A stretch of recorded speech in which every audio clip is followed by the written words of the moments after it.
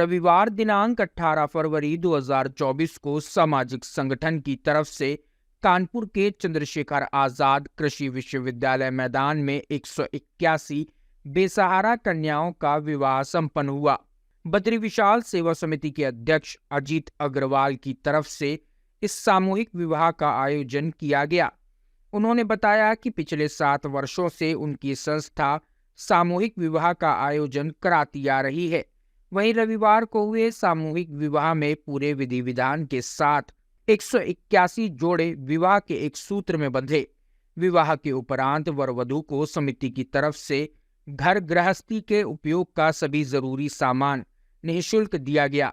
वहीं इस सामूहिक विवाह समारोह में शामिल हुए वर वधू पक्ष के लोगों ने खुशी जताते हुए इस सामाजिक संगठन के लोगों का धन्यवाद किया और कहा कि हमने कभी नहीं सोचा था कि एक साथ इतने जोड़ों के साथ हमारी पुत्रियों का विवाह संपन्न होगा।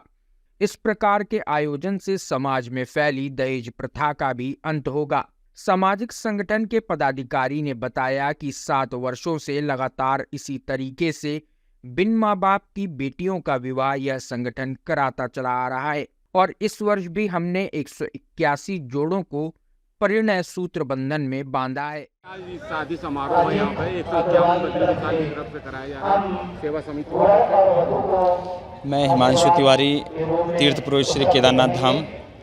आज कानपुर में जो 181 कन्याओं का जो विवाह हुआ है वह बहुत ही पुण्य का काम यहाँ पे बद्री विशाल समिति कर रही है। भगवान बद्री विशाल और बाबा केदारेश्वर से इन 181 कन्याओं के सुखद जीवन हेतु प्रार्थना करेंगे और जो इस कार्यक्रम को कर रहे हैं अजीत अग्रवाल जी, उनके घर में भी सुख समृद्धि और उनकी पूरी टीम पर बाबा का आशीर्वाद बना रहे, यही प्रार्थना बाबा से करते हैं। भैया ये बद्री विशाल की हमारी संस्था है जो बद्री विशाल और केदारनाथ जी की अनुकंपा से ही चलती है और हम लोगों ने इसमें 181 कन्याओं का विवाह किया है जिसमें हम लोगों ने टीम वर्क किया और बहुत सफल ही आयोजन रहा, जिसमें हमारा टीम वर्क बहुत ही सफल रहा और हमारी सारी महिलाओं ने इसमें बहुत ही बढ़ चढ़ कर हिस्सा लिया और सब में सहयोग की भावना बहुत अच्छी दिखी और सब ने अपने काम को बहुत अच्छे से अंजाम दिया जिससे कि ये कार्यक्रम पूर्णतः सफल हो पाया है।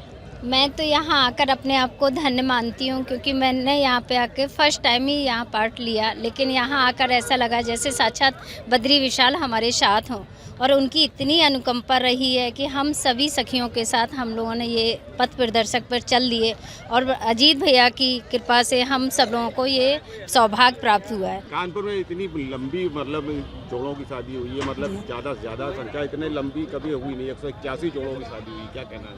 जय बद्री विशाल की, उन्हीं की अनुकंपा से ये कार्यक्रम सफल हुआ है। पिछली बार इसमें 81 कन्याओं का विवाह किया गया था, इस बार 181 का और हम भगवान से यही प्रार्थना करते हैं कि एक दिन ऐसा है जब हम 1081 कन्याओं का विवाह करें और हमें ऐसे ही सौभाग्य प्राप्त होता रहे। हम बहुत ही लकी हैं जो आज हम यहाँ पर आए और हमने 181 जोड़ों का विवाह देखा। ये हमारे लिए बहुत बड़े सौभाग्य की बात है। अजीत भैया के लिए बहुत बहुत धन्यवाद। जय बद्री विशाल, बहुत बहुत शुभकामनाएं। अब इतना अच्छा कार्यक्रम हुआ, संपन्न हुआ, बहुत ही खुशी है हमें इस बात की। जय बद्री विशाल। जी भैया,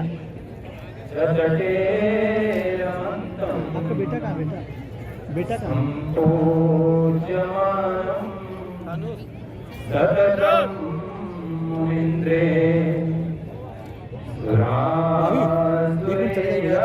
थोड़ा जाइए, फोटो करें।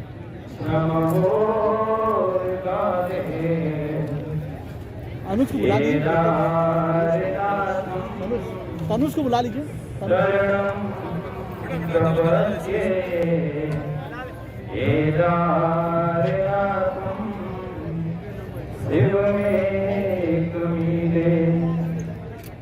आप सभी नव दंपतियों को वैवाहिक जीवन की बहुत बहुत मंगल शुभकामनाएं।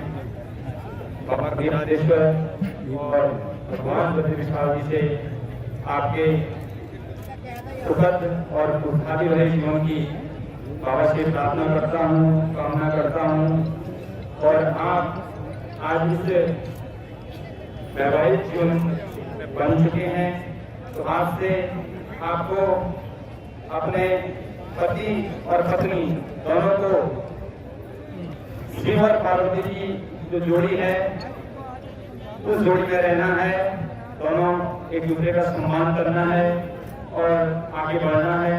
अपने घर में सास ससुर मम्मी पापा सबका सम्मान करना है, तब जाके जो आपका वैवाहिक जीवन है वो खुशहाली से आगे बढ़ता रहेगा। क्योंकि माँ बाप और सास ससुर सबका सम्मान उस वैवाहिक जीवन का एक आधार है। अगर उनका सम्मान करेंगे तो आपको आगे खुशहाली मिलेगी और आप आपस में भी एक दूसरे का सम्मान करें। यही कामना भगवान से करता हूँ कि आप खुशहाल रहे, स्वस्थ रहे और आपका जीवन खुशहाली से जगमगाए। यही प्रार्थना बद्री विशाल और बाबा केदारेश्वर से करता हूँ और अपने बड़े भाई अजीत जी का भी बहुत बहुत धन्यवाद कहना चाहता हूँ कि जो इस ऐसे पुण्य कार्य का हमें भी साक्षी बनाया। मैं अजीत जी और उनके पूरे परिवार के लिए बाबा केदारेश्वर और बद्री विशाल जी से प्रार्थना करता हूँ कि आप यूं ही ऐसे पुण्य काम करते रहें, आपका जीवन खुशहाली से भरे। ये प्रार्थना करता हूँ। हर हर महादेव, जय श्री राम, जय बद्री विशाल। आपके नए जीवन के लिए बहुत सारी शुभकामनाएं। जगत गुरु शंकराचार्य जी महाराज स्वयं यहाँ उपस्थित नहीं हो पाए हैं, लेकिन अपने आशीर्वचन के माध्यम से उन्होंने आप सबको आशीर्वाद दिया है। हम यहाँ केवल एक बात कहना चाहेंगे कि ये शादी जो है या विवाह जो है वो विषय भोग की वस्तु नहीं है, ये विषय भोग का साधन नहीं है। जब तक आप लोग इसे विषय भोग का साधन समझोगे, जब तक केवल सुख काटने के लिए इसको समझोगे, तब तक आपके परिवार में कलह रहेगा और कलह बना ही रहेगा। हमारे शास्त्रों में 4 आश्रम की बात की गई है: ब्रह्मचर्य आश्रम, गृहस्थ आश्रम, वानप्रस्थ आश्रम और संन्यास आश्रम। इनमें से जो गृहस्थ आश्रम है और जो संन्यास आश्रम है वो मुख्य आश्रम है। बाकी जो 2 है, ब्रह्मचर्य आश्रम और वानप्रस्थ आश्रम, वो इसमें प्रवेश के लिए केवल एक मार्ग है। वो आपको शिक्षा देती है कि आगे जो दूसरा जो पड़ाव है जीवन का, उसमें कैसे प्रवेश करें। दाम्पत्य जीवन का जो मुख्य उद्देश्य है वो यह है कि अपने वंश को आगे बढ़ाना और वंश को आगे बढ़ा करके जो शेष जो गृहस्थ आश्रम का जो जीवन है उसको समाज के हित में लगाना। Hey there! Subscribe to my channel and also press this bell icon so you can get latest video notifications.